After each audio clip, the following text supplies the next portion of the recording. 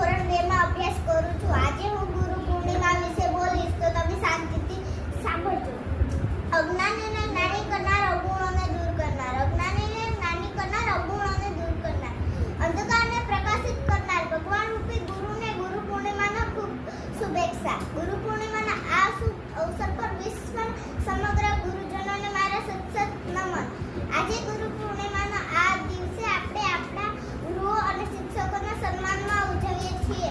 ગુરુ પૂર્ણિમા દર વર્ષે અષાઢ મહિનાની પૂનમના દિવસે ઉજવવામાં આવે છે. આ ગુરુ પૂર્ણિમાને વ્યાસ પૂર્ણિમા પણ કહેવામાં આવે છે, કેમ કે તે દિવસે આદિગુરુ વ્યાસજીનો જન્મ થયો હતો. ગુરુ આપણે અંધકારથી પ્રકાશ તરફ લઈ જાય. આપણા પ્રથમ ગુરુ માતા પિતા હોય છે. ગુરુ આપણા ભાવિ જીવનનું નિર્માણ ગુરુ દ્વારા થાય છે. ગુરુ અને શિષ્ય વચ્ચેનો સંબંધ સેતુ સમાન હોય છે. મિત્ર, ગુરુનું સ્થાન ઈશ્વર કરતાં પણ શ્રેષ્ઠ હોય છે. અસ્તુ જય ભારત.